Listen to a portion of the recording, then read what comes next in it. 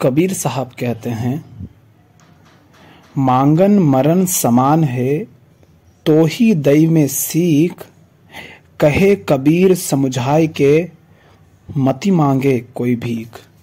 मांगना मरने के समान है और ये दो तरह से हो सकता है। जब आप किसी से मांगते हैं तो वहां पर आप स्वयं को अलग कर लेते हैं उससे, तो द्वैत खड़ा हो जाता है। आपने अपने आप को अस्तित्व से काट लिया जब आप मांगते हैं, और जो स्वयं को अस्तित्व से काट लेता है तो अस्तित्व तो नहीं मरता लेकिन आप मर जाते हैं। क्योंकि जब हम मांगते हैं तो हम ये कह रहे हैं कि कोई दूसरा है, कोई पराया है। पृथ्वी बादलों से पानी मांगती नहीं है, आसमान भी पृथ्वी से पूछता नहीं है कि बरसूं या ना बरसूं। जब आसमान को लगता है कि बस बरस जाना चाहिए, वो बरस जाता है। लेकिन फिर आप कहेंगे कि अगर हम किसी से कुछ ना मांगे या हम किसी से मांगे नहीं सीधे उठा लें तो कोई हमें दो जूते लगाएगा और भगा देगा। हाँ, ऐसा होगा। क्यों? क्योंकि हर व्यक्ति अपने आप को अस्तित्व से काटे बैठा है। सब यहां एक दूसरे को पराये मानकर बैठे हैं। यहीं से अलगाव पैदा होता है, यहीं से भेदभाव पैदा होता है। तो इसी को कबीर साहब कहते हैं कि मांगना मरने के जैसा है। कभी देखा है छोटे बच्चे यूं ही झपटते रहते हैं हाथ, कभी इधर हाथ चलाया कभी वहां चलाया, सोचते ही नहीं किसका है। क्यों? क्योंकि वो किसी दूसरे का उसे जान ही नहीं रहे। भूख लगी है और भोजन दिख रहा है तो नहीं सोचेंगे किसका है किसका नहीं है, उठाएंगे और खाने लग जाएंगे। और भूख नहीं है तो चाहे सामने कितना ही कुछ रखा हो, जबरन आप उनको खिला नहीं सकते, वो दूर भागते हैं। क्योंकि वो अभी अस्तित्व के साथ एक हैं, जुड़े हुए हैं। हम ये नहीं कह रहे हैं कि वो सत्य को जानते हैं, उन्हें सत्य का बोध है। हम कह रहे हैं वो जुड़े हुए हैं अस्तित्व के साथ। अभी वो भेदभाव में नहीं जी रहे, अलगाव में नहीं जी रहे। इसी तरह दूसरा मरना होता है। कबीर साहब कह रहे हैं, मांगन मरण समान है तो ही देई में सीख, कहे कबीर समझाए के मत मांगे कोई भीख। हम भिखमंगे बने हुए हैं। यहां कबीर साहब भोजन की भीख मांगने, ये इन सब चीजों की भीख मांगने की बात नहीं कर रहे हैं। क्योंकि भोजन की भीख हम थोड़ी ना मांगते। भोजन तो जरूरत होती है शरीर की, और शरीर की जो जरूरत है वो थोड़ी ना भीख होती है। असली भीख जिसे हम कह रहे हैं वो ये है, हम जैसे हम सम्मान की भीख मांगते हैं, हम दूसरों की नजरों में बड़े बन जाने की भीख मांगते हैं। तुम्हें पता है कि तुम विद्वान हो, लेकिन अगर तुम्हारी विद्वता का कोई सम्मान ना करे तो तुम अपने आप को अपमानित महसूस करने लग जाओगे। इसका अर्थ क्या हुआ? कि तुम भिखमंगे बने हुए हो। और पता है, जब आप दूसरों से मांगते हैं तब आप मर जाते हैं। क्यों? क्योंकि अब आप जो हैं वो आप हैं ही नहीं। आप जो हैं, जैसे हैं, आप खुश हैं। क्यों? क्योंकि दूसरे आपको सम्मान दे रहे हैं। अगर वो सम्मान ना दे तो आपकी स्थिति अभी तुरंत बदल जाएगी। तो इसका अर्थ क्या हुआ? मुर्दे ही तो हुआ ना।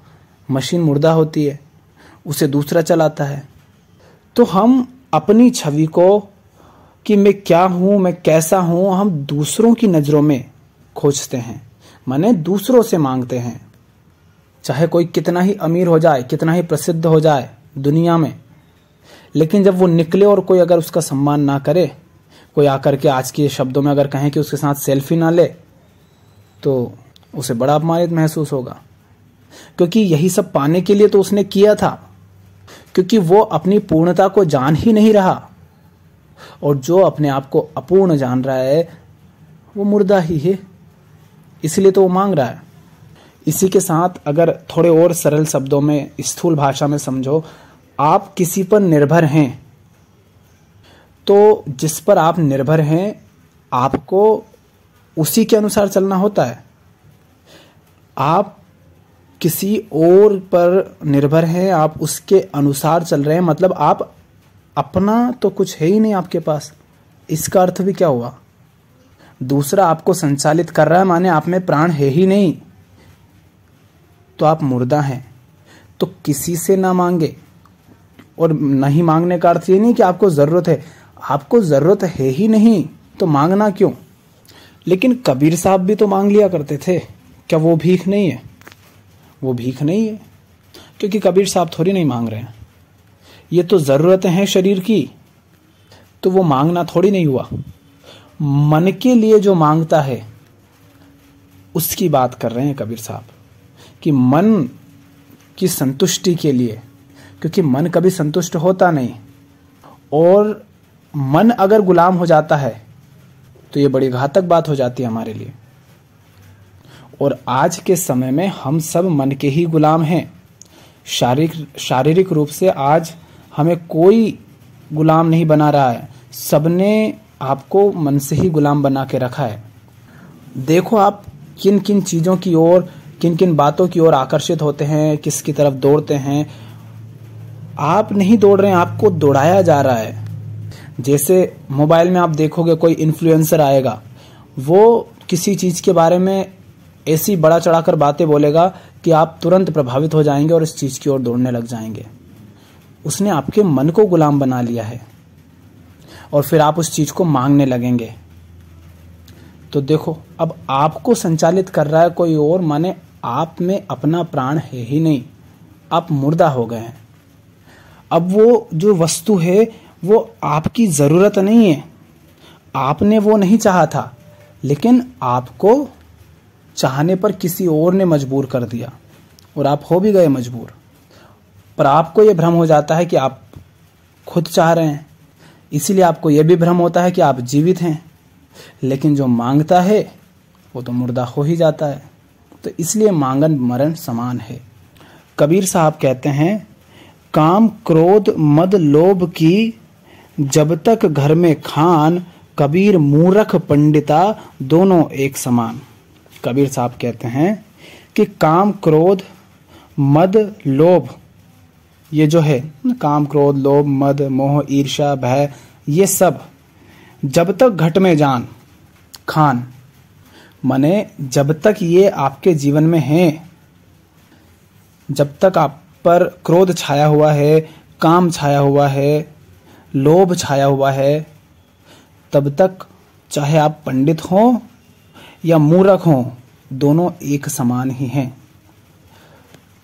तो यहां से पंडित की और बुद्धिमान की पहचान क्या है वो भी सामने आ जाती है। जो काम क्रोध लोभ मोह ईर्ष्या भय इन सब से संचालित नहीं है, जो इन सब का गुलाम नहीं है, वो पंडित है और वही बुद्धिमान भी है, वही ज्ञानी भी है। और जो इन सब के पाश में बंधा हुआ है, तो वो चाहे पंडित अपने आप को कहे या मूर्ख अपने आप को कहे, दोनों में कोई अंतर नहीं होता। तो असली पंडित वो हुआ, असली बुद्धिमान वो हुआ, ज्ञानी वो हुआ जो इन काम क्रोध लोभ मोह रूपी वृत्तियों से संचालित नहीं होता, इनका गुलाम नहीं रहता। कबीर साहब कहते हैं, पानी केरा बुद बुदा असमानस की जात, देखत ही बुझ जाएगा देखत ही छुप जाएगा ज्यों सारा प्रभात। पानी के बुदबुदे जैसा जीवन है, देखते देखते यूं ही कब छुप जाएगा पता भी नहीं चलेगा। और इंसान लगा हुआ है जीवन को बर्बाद करने में, व्यर्थ के पीछे दौड़ने में। जो सचमुच सार्थक है उसको तो वो देखना भी पसंद नहीं करता, उससे डरता है और व्यर्थ के लिए जी जान लगाकर मेहनत करता है। देख रहा है अपने आसपास कि व्यर्थ है और बचता ही नहीं है, सब छूट जाता है, फिर भी जो सार्थक है उसकी खोज नहीं करता। तो बुदबुदे, जब पानी के बुदबुदों को देखो तब देखना बस जीवन वैसा ही है। बोलते बोलते, खाते खाते, खड़े होते हुए, कुछ काम करते हुए कब सांस और दम सब निकल जाए पता नहीं चलता, पल भर का समय भी नहीं लगता है।